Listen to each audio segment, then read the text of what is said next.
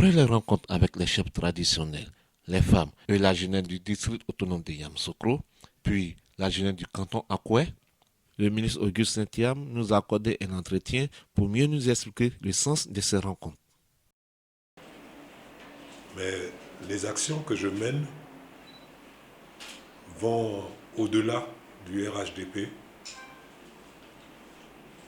au-delà de ce qui peut en apparence, nous diviser. Mon message principal que j'essaye de véhiculer depuis quelques jours, c'est la paix. Essayer de remettre la paix au centre du débat entre les Ivoiriennes et les Ivoiriens. Je veux leur parler de paix. Toute l'importance que cette paix a pour notre pays, pour notre quotidien, pour l'avenir de nos enfants, pour l'avenir même de notre pays. Je voudrais que chaque Ivoirienne, chaque Ivoirien fasse un effort sur lui-même pour s'élever au-dessus de sa petite personne et voir plus loin que le bout de son nez. Sans la paix, on ne peut rien faire. C'est l'essentiel de mon message, c'est l'essentiel du message que je veux véhiculer à travers les différentes actions que j'ai menées, que je vais continuer à mener. La désobéissance civile ne doit pas dégénérer en guerre civile.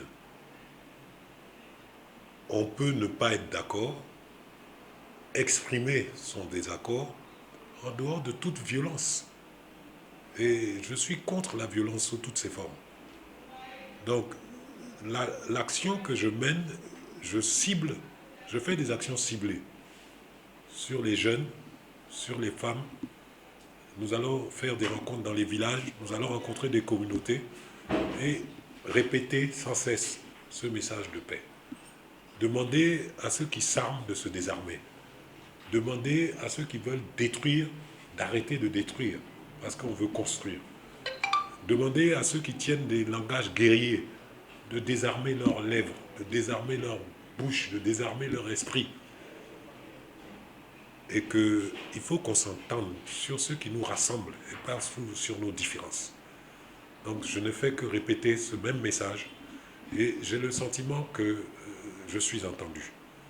Parce que fondamentalement, l'Ivoirien aime la paix. Donc c'est l'action que je mène, c'est des actions ciblées vis-à-vis de populations bien précises, en leur demandant de ne pas se laisser manipuler, de ne pas se laisser pousser par des mauvais sentiments, parce que la guerre, on la déclare, mais après on l'arrête comment? Et comme le disait le président Houphouët-Boigny, toute guerre finit par une conclusion d'accord de paix. Donc allons à la paix et évitons la guerre. Voilà, c'est ce message-là que j'essaie de véhiculer.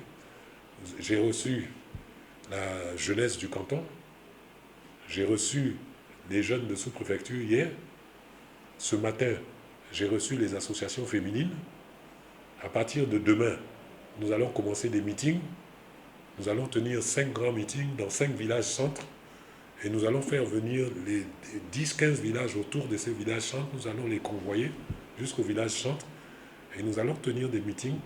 Il ne s'agit pas de parler de quelqu'un. Il ne s'agit pas de parler d'un parti. Il ne s'agit pas de parler d'une personne.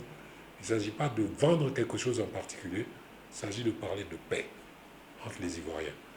Ceux qui ne veulent pas voter ont parfaitement le droit de ne pas vouloir voter. Personne ne les oblige à aller voter. En retour, ils ne peuvent pas obliger des gens qui veulent voter à ne pas aller voter. C'est leur droit de refuser de voter, mais ce n'est pas le droit d'empêcher ceux qui veulent y aller d'y aller. C'est ce langage-là que je tiens et que je tiendrai toujours. Tu exerces ton droit, laisse-moi remplir ce que je considère comme mes devoirs. Et c'est cette forme de violence-là aussi que je n'accepte pas.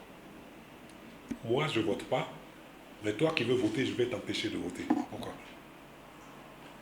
Toi qui ne veux pas voter, moi je ne vais pas venir mettre un fusil dans tes reins pour te dire va voter.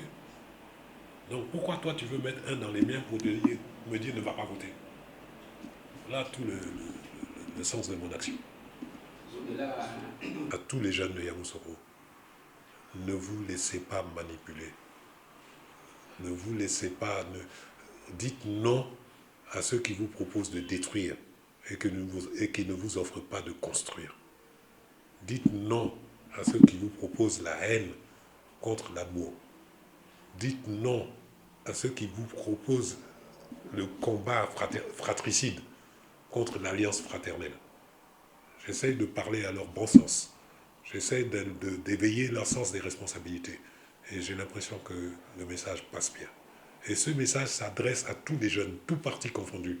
Je m'adresse aux jeunes du RHDP, comme aux jeunes du FPI, comme aux jeunes du PDCI.